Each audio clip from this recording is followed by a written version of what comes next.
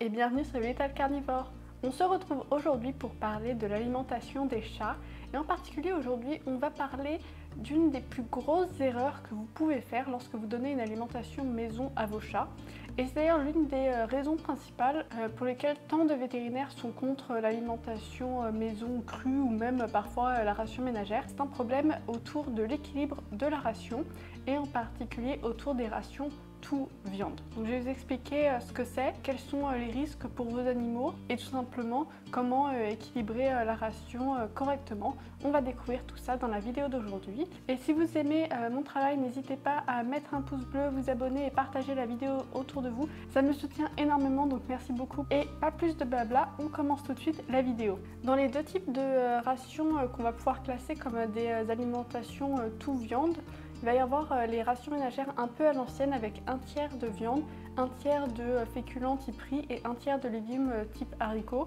C'est un peu le genre de rations ménagères qui sont calquées sur notre propre alimentation, que les gens improvisent quand ils veulent donner une alimentation maison à leur chat.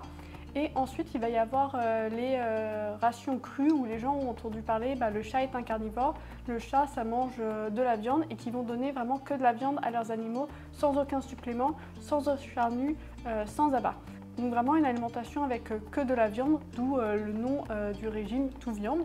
En fait, le point commun de ces deux rations, c'est qu'il n'y a pas une source de calcium.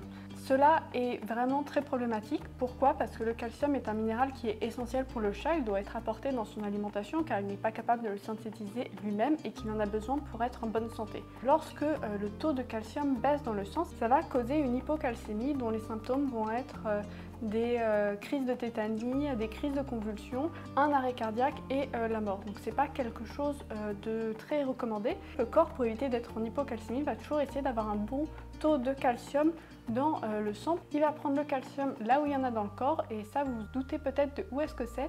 Les principales réserves en calcium du corps, ce sont les os. Sur le long terme, ça va causer une décalcification des os puisqu'il peut causer des fractures spontanées, des malformations chez les chatons et dans les cas les plus sévères, ça va entraîner la mort puisque le chat n'aura littéralement plus d'os. Il y a des radiographies de chats atteints de cette maladie. Et le chat est entièrement transparent, on ne peut pas voir les os parce qu'il n'a plus de calcium dans son corps. Donc c'est quand même assez dramatique dans les cas les plus graves.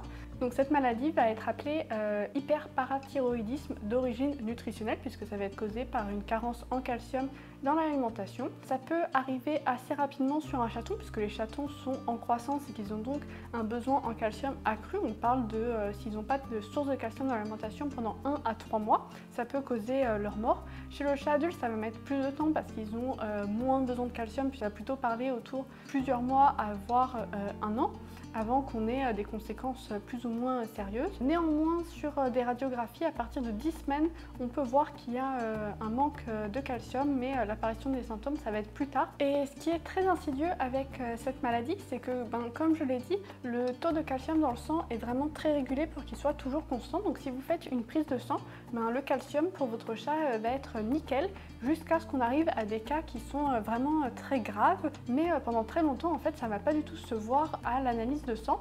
Et donc le seul moyen de savoir si l'alimentation de votre chat a assez de calcium, ça va être de faire un audit. On va un peu parler de pourquoi certaines personnes vont donner que de la viande à leur chat. Il va y avoir principalement deux raisons.